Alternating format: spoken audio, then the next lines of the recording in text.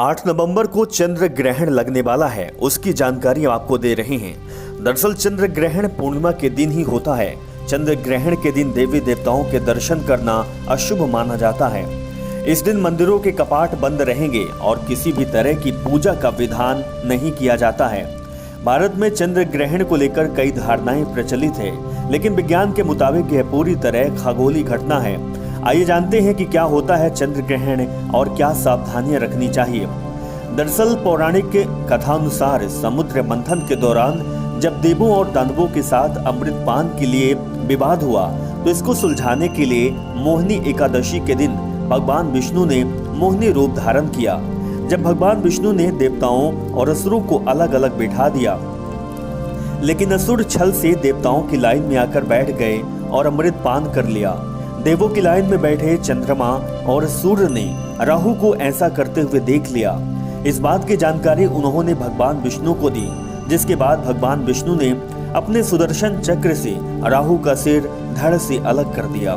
लेकिन राहु ने अमृत पान किया हुआ था, जिसके कारण उसकी मृत्यु नहीं हुई और उसके सिर वाला भाग राहु और धड़ वाला भाग केतु के नाम से जाना गया। इसी कारण राहु और केतु सूर्य और चंद्रमा को अपना शत्रु मानते हैं और पूर्णिमा के दिन चंद्रमा को ग्रास लेते हैं, इसीलिए चंद्र ग्रहण होता है। खगोल शास्त्र के अनुसार चंद्र ग्रहण की घटना क्यों होती है, ये भी आपको जानना जरूरी है। दरअसल खगोल विज्ञान के अनुसार जब पृथ्वी चंद्रमा और सूर्य के बीच में आती है तो चंद्र ग्रहण होता है। जब सूर्य और चंद्रमा के बीच में पृथ्वी इस प्रकार से आ जाए जिससे चंद्रमा का पूरा या अधिक भाग ढक जाए और सूर्य की किरणें चंद्रमा तक न पहुंचे, ऐसी स्थिति में चंद्र ग्रहण होता है। वहीं उज्जैन राहु और केतु के जन्म भूमि है। सूर्य और चंद्रमा को ग्रहण का दंश देने वाले ये दोनों छाया ग्रह उज्जैन में ही जन्मे थे। अवंती खंड की कथा के अनुसार समुद्र मंथन से निकले अमृत का वितरण महाकाल वन में हुआ था। भगवान विष्णु ने यहीं पर मोहिनी रूप धारण कर देवताओं को अमृत पान कराया था।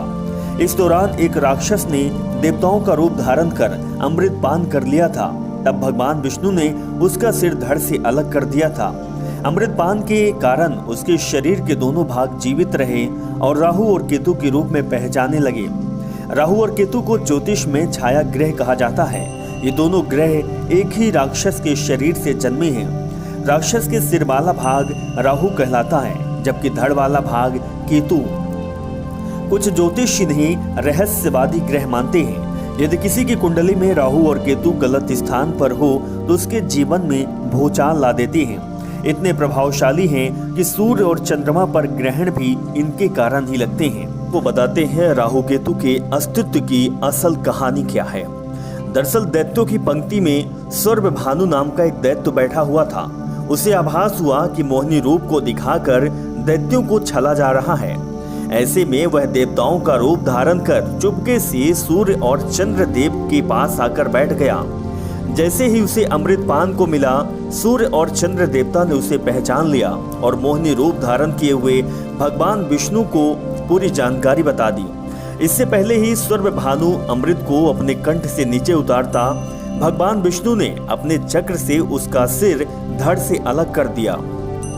क्योंकि उसके मुख ने अमृत चख लिया था, इसीलिए उसका सिर अमर हो गया।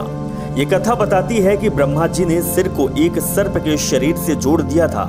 ये शरीर ही राहु कहलाया और उसके धड़ को सर्प के सिर से जोड़ दिया, जो केतु कहलाया। पौराणिक कथाओं के अनुसार सूर्य और चंद्र देवता द्वारा सर्वभानु की पोल खोले जाने के कारण राहु इन दोनों देवों का बैरी हो गए हैं और इसी कारण से चंद्र ग्रहण लगता है।